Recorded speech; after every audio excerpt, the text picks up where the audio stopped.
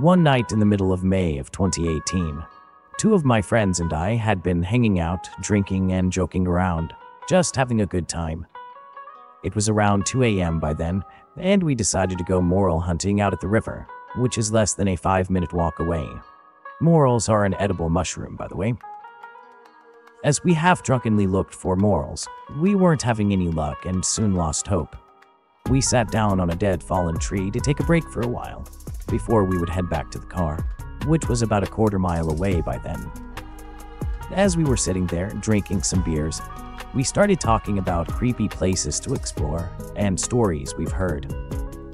As we got around to finally leaving, we joked about Bigfoot. We got the idea to do some wood knocks, since all three of us were into these kinds of things, and supposedly Bigfoot liked to knock on wood. We started walking farther into the woods paralleling the river, joking and making whooping yells and doing wood knocks. The same kind of stuff you see on those Bigfoot hunting TV shows. But no luck with any responses. We eventually came to a stop, and that's when we had a new idea. We'd try whistling really loud. Now, on this side of the river, you could holler and make all the noise you wanted, but you never got a good echo here. Not unless you were on the cliff on the opposite side of the river.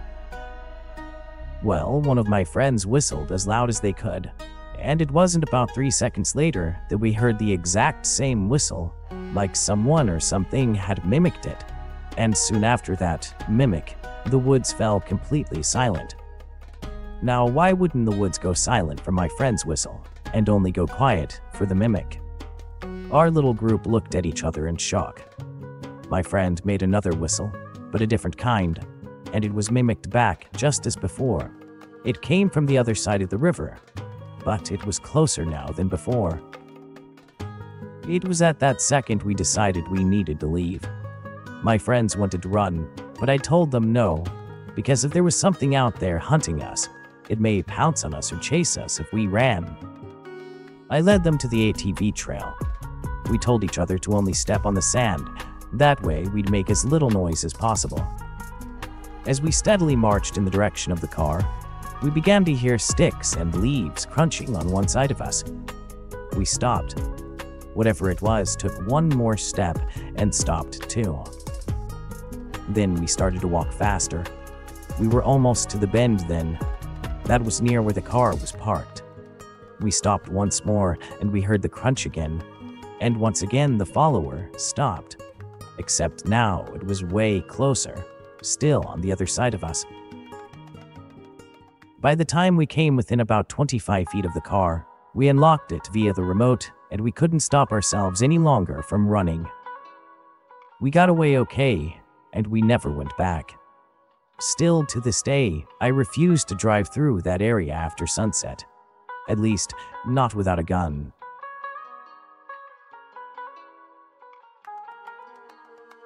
These stories are not one but two of the most strange, terrifying, and paranormal things that ever happened to me in my life.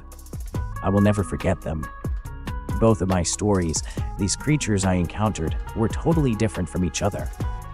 This first encounter happened when I was hunting with some friends back in September of 2011. The other encounter occurred at a cabin in October of 2014.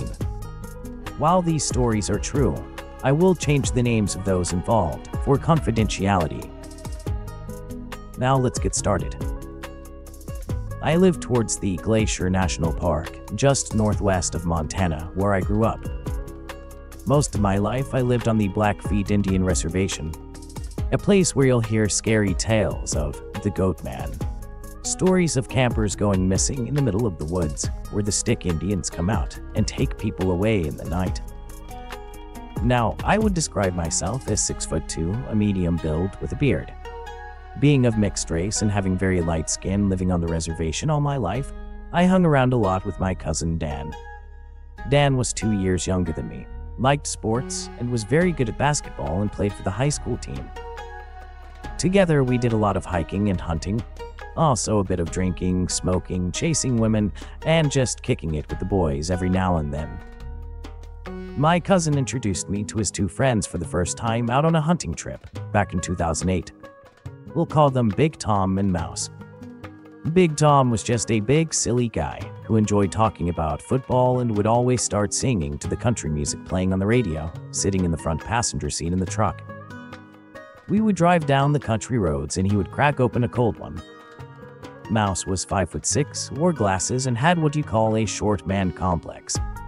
He always had to get competitive over who's the best at what, all the time.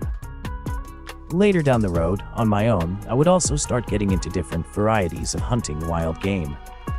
Ducks, grouses, other bird hunting, varmint trapping, and learning how to make coyote hides. I would always go for the more exotic type of hunting rifles and guns. I would usually go for the guns that were the most efficient and accurate for the purposes I needed them. I would carry a Remington 7600 pump action, while the other guys just carried bolt action rifles. Sometime in September of 2011, all of us were in our early to mid-20s at the time. It was just the beginning of rifle season. I picked up my cousin at his house in my white 1995 Ford Bronco, with 2 big light bars on the top, which I used for spotlighting sometimes. On our way up, we picked up Big Tom and Mouse. We were all trying to decide what place we wanted to go to do some hunting for the day. Big Tom suggested we go out to his uncle's place, which is about 43 miles north out of town. As we get about 30 miles out of town, we came to a dirt road. Out that far, there was nothing but flats and hills, a few old-time grain bins, and some solar panels and oil rig pumps that you can see out in the distance. As we came up to this old radar base, a green and silver-striped Dodge Ram Charger passed us on the road. Inside were what appeared to be 2 older-looking men. We tried to wave at them, but the 2 guys just gave us odd looks as we drove by them. After making it to Big Tom's uncle's place, he goes in to check to see if he's home first, to make sure his uncle knows that we'll be out there doing some hunting in the area. Big Tom warned us about his uncle, saying that he can be a bit of a Looney Tune at times. As we were getting ready and geared up to hunt, Big Tom comes back out, letting us know his uncle wasn't home, but it would still be okay to hunt, as long as his uncle was still away. Big Tom was saying he had to go really bad all day, and luckily his uncle had an outhouse just outside the place. After that's done, we start to walk into what's probably about 200 acres of forest. There is a creek running through it, just behind Big Tom's uncle's place. We decided to split up into 2s. Tom and Mouse headed out together, while my cousin Dan and I began to follow the creek all the way up. Then we made a plan to all meet up with Big Tom and Mouse down the trail.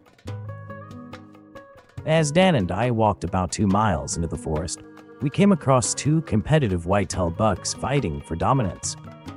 Dan and I got down on our knees and belly crawled, taking our time and approaching the deer closer and closer while they were distracted with each other.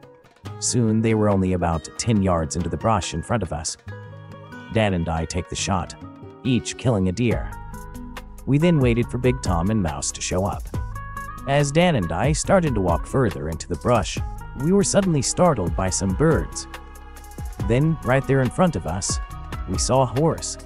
However, right away, we noticed something odd about it.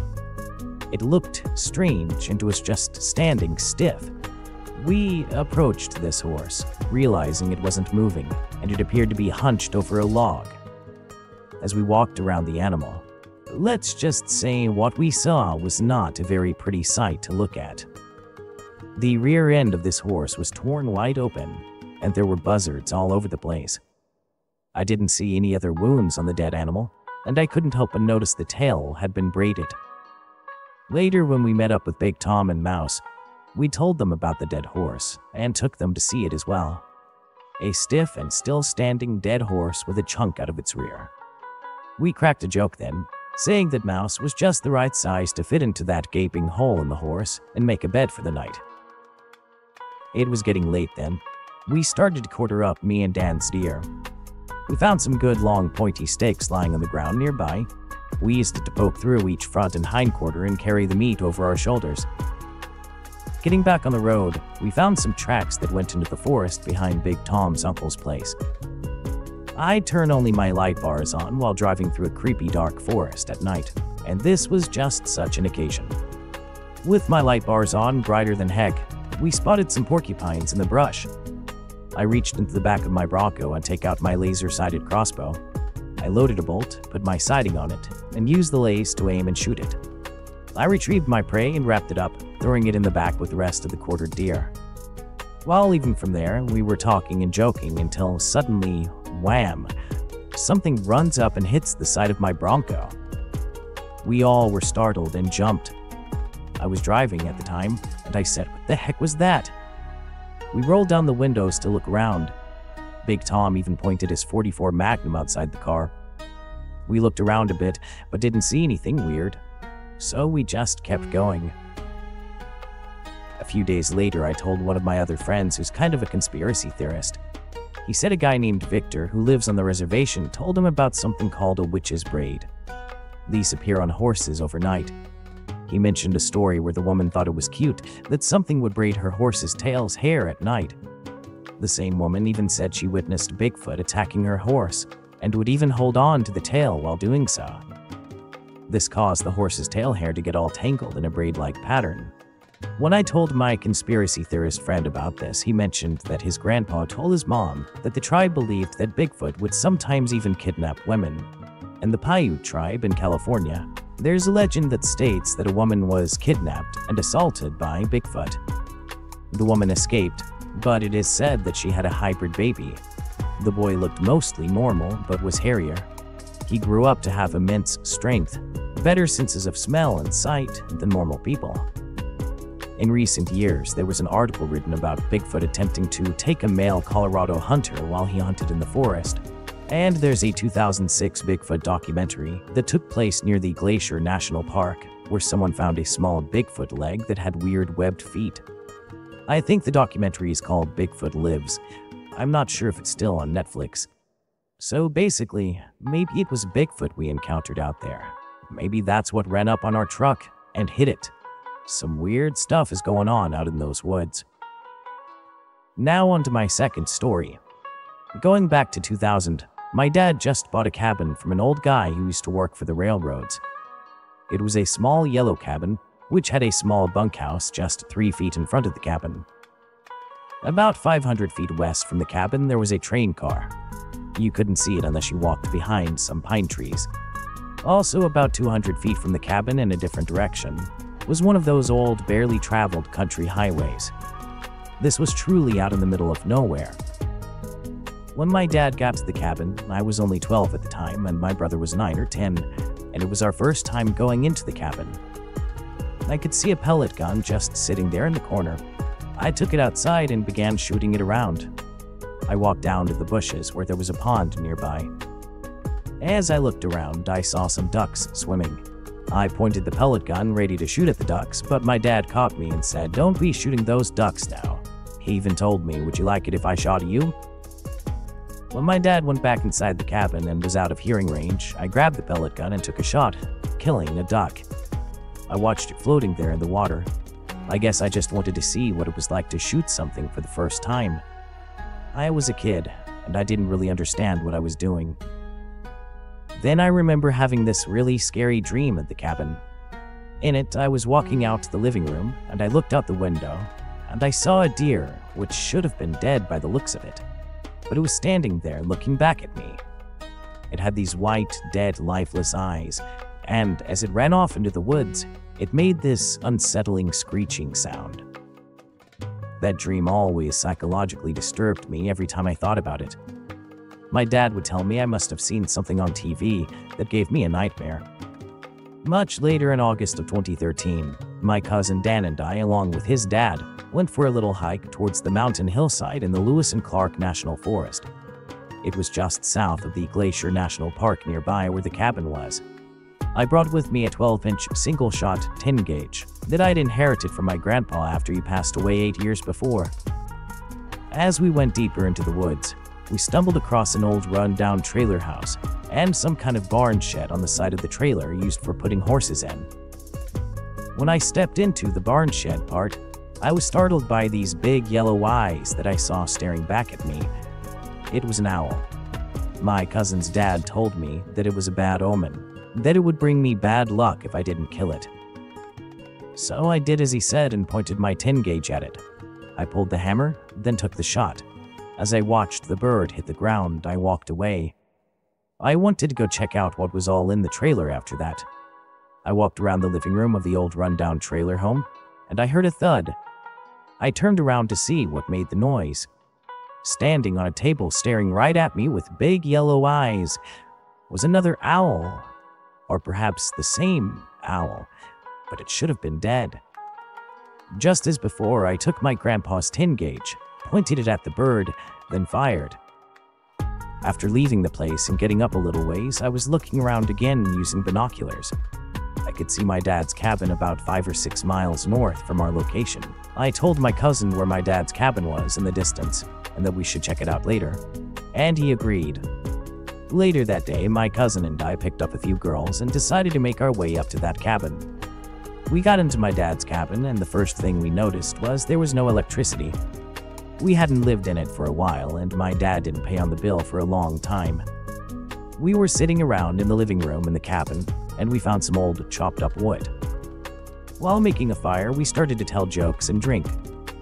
After a while, me and Dan get really blacked out and started a fist fight. After that happened, Dan and the 2 girls headed out. I was left at the cabin alone. I was getting tired, and I decided to head for bed. It was a king-sized bed with a bed frame made out of logs. While sleeping, I felt as if I couldn't move all of a sudden, and then I began to hear a voice, but I couldn't make out what it was saying at first. When I turned my head just a bit, I saw at the foot of my bed a sort of undead human-like entity. It had bleeding eyes and was staring at me angrily. It seemed really teed off. I'm not sure what about. It kept repeating the words, "The devil is here, the devil is here." But when it would talk, its mouth would not move at all. Somehow still words came from it. In appearance, it reminded me of a ghoul from Fallout 3. After a while, it disappeared, and the next morning I left. The next week, me and my cousin Dan get over the fight that we had that day and decided to make up. Dan's dad, my cousin Dan, and me decided to go for a hike at the same place. After hiking for a while, we stopped by a creek and smoked a bit. After smoking, Dan and his dad decided to take a little walk. I waited down by the creek as they took their time walking through the woods and happened to just doze off while waiting for Dan and his dad to get back. As I lay there on the rocks, I heard this chilling voice call my name. I heard it coming from the forest when I woke from my short little nap.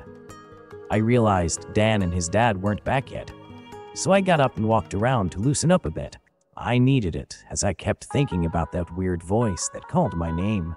I remember it sounding really strange and disorienting, sort of like a hollow echo. What if nature was teed off at me, and the wilderness was trying to send me some kind of message? A year after that, September of 2014, one afternoon around 2 p.m., I was in my newly purchased truck, with a lever-action rifle hanging on the gun racks behind my head. I was driving down the road coming up from the mountain pass. After arriving at my dad's cabin, I realized I hadn't been there in a year. The last time I was there, me and Dan got drunk and fought. I decided to stop at the cabin on the way through. After getting out of the truck and walking up to the cabin, I peered into the window, and I saw someone inside. It was a man with light brown hair. He was wearing glasses and looked to be about 5'10". He was sitting on the couch, changing his socks. His face looked very startled when he saw me through the window. I ran inside, hitting him in the face and breaking his glasses. He was knocked to the floor. He looked up at me with his hand covering his nose. I told him, "What the heck are you doing here? Get out! My dad owns this place." The guy looked really ashamed and embarrassed. He apologized over and over and got up and left. After I told my dad that a man broke into his cabin, he told me to check for anything missing or if anything looked out of place. I let my dad know nothing was missing, but the back door was broken down and there was a nail stuck through the latch on the side of the window. Likely, the guy put it there so that the window wouldn't shut all the way and he could get back in. My dad decided that maybe it would be a good idea if I stayed at the cabin, and he said he would get the electricity turned back on if I did. Remembering what I saw that day last year, I thought maybe it wouldn't be as bad staying there this time with some light in the place, and maybe some company. My dad and I fixed the place up a little. We boarded up the back door and tried to get the side windows shut. It was nailed down pretty good.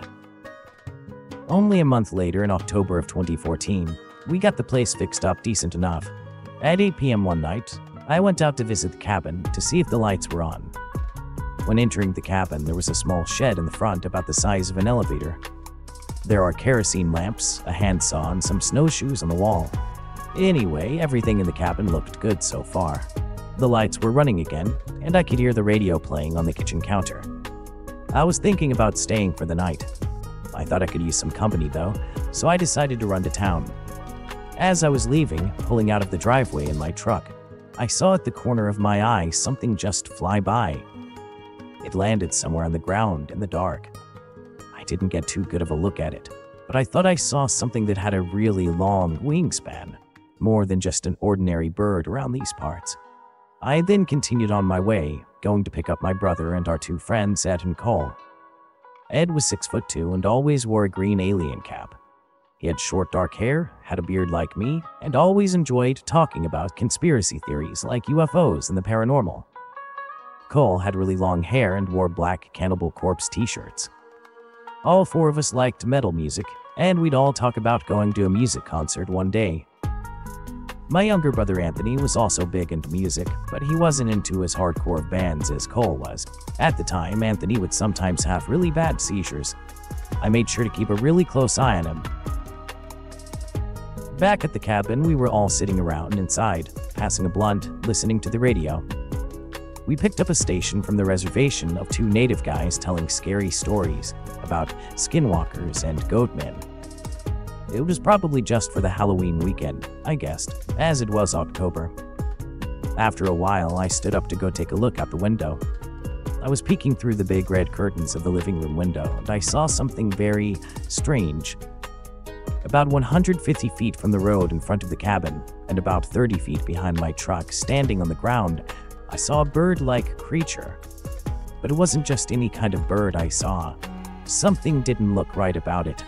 It had a head and a neck almost like a man, but it had something weird above its head. It looked like some kind of horns. I couldn't make out what the face looked like. The bird thing stood there just staring back at the cabin. I tried to tell the other guys what I saw outside. I tried showing them, but about the time we all looked out the window together, it was gone. Soon after, we all got tired. Ed and Cole headed for the back bedroom with 2 extra beds. My brother headed for a different bedroom, and I slept in the living room. Alone in the living room, I soon noticed there were 2 wooden owl statues. I figured my dad must have picked them up at a thrift store and put them there when we were fixing the place up. Both of them were standing on the top shelf, just on the far side from each other, right above the TV. I went ahead and made a fire on the wood stove. When I went back to sit on the couch, I looked up at one of the owls. Thoughts were going through my mind as the creepy owl statue stared back at me, now lit by the light of the fire. I couldn't help but feel guilty as I thought back to the day I killed those owls last year. I began getting these creepy vibes, so I turned on the lamp by the window. I then decided to crash out on the couch. At some point, I was awakened and began to hear something just out of the half-opened window. It was the one that wouldn't shut all the way, which was just behind the coffee table and lamp I just turned on. The sound outside got closer and closer to the window. I started to feel like I couldn't move. It was all happening again, just like last time. I could only move my eyes, and I could only hear what was around me. Then I heard something that sounded really weird. It was right outside the window by the coffee table. It sounded like a growl mixed with a muffled noise. I looked out the window. There I saw that bird thing I'd seen outside, now bursting its head through the crack in the window. It was flapping and screeching about. Now that I got a close-up look at it, I saw that the creature had no face and had a mix of feathers and fur with long, pointy horns, sort of like an antelope.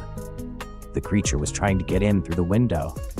Its head was convulsing and swinging, flapping around fast and unnaturally. I finally snapped out of my sleep paralysis nightmare. I jumped up from the couch and rushed to the gun rack to my grandpa's single-shot 10-gauge shotgun. I spun around as fast as I could, and I shot the window where I saw the creature trying to enter through. But once I came to my senses, I realized the creature was now gone. Not long after that, my brother, Ed, and Cole came rushing out, looking surprised and concerned at what they just heard. The blast was very loud after all. My brother was like, "What the heck are you doing? Dad's going to be teed off," he shot out the window. We all stood there, mostly confused, trying to make sense of what just happened. I told everyone about what I saw. We looked out the window but didn't see anything weird. Ed, with his conspiracy theories, thought probably the entity could have used some kind of telepathic power to invade my dreams. Maybe it wanted to reveal itself and terrorize me. It seemed to have looked like it had the features and traits of all the animals I killed combined into one, coming back as a nightmare to get revenge on me for all the animals I've killed.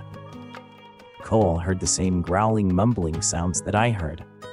Meanwhile, there was no other damage to the cabin, save for what we cleaned up, which would be broken glass lying around. We then cut out some cardboard and placed it on the side window to cover the crack. The lampshade was pretty shredded up, though. After the incident, we all tried going back to bed. Later on, I got up to go to the kitchen.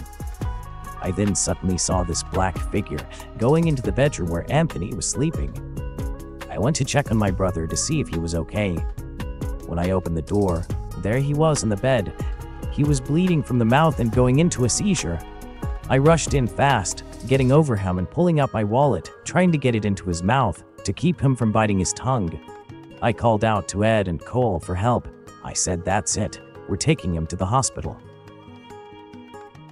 It was around 3 a.m. then, and we carried him out to the truck. As I drove out of the driveway and got up the road, we all headed for town. I'll never forget that night. Around that time, 2 of my closest relatives to me passed away in 2016. It almost seemed more than a coincidence that I killed 2 owls, and around that same year, those 2 people died. The next time you ever go into the woods and you see a messenger-like owl, do not kill it. You might get haunted by some kind of creature or nightmare, out for revenge.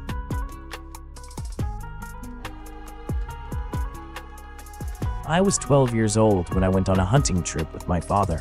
That day, we woke up at 8 o'clock in the morning and got our stuff ready. We went to this wooded area somewhere in California.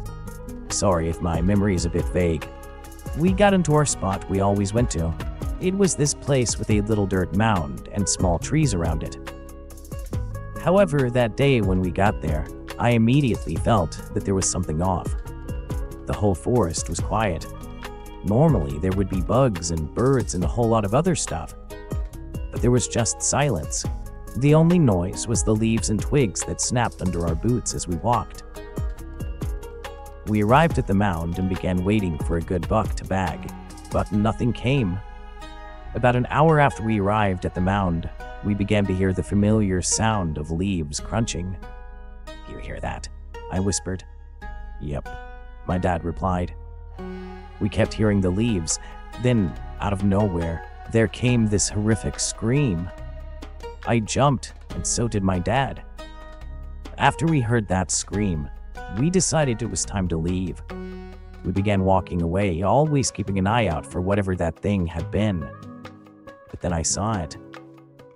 A tall man, except it wasn't a normal man. It was far too tall, maybe 8 to 10 feet tall, and had paper-white skin that was so tight on it that he could see every last bone inside. The thing had bony, long fingers and giant claws. Its face was horrible. It had black beady eyes and a triangular-shaped mouth that emitted another horrible-sounding scream. My dad and I hightailed it out of there, with the creature staying right behind us the whole way. We got to the truck and looked behind us at the tree line. We saw the thing just standing there. And then it walked back into the forest, never to be seen again by me nor my father. Easy to say I could have been snatched up by that thing so easy that day. And I'd say I'm pretty lucky to be here and to be alive.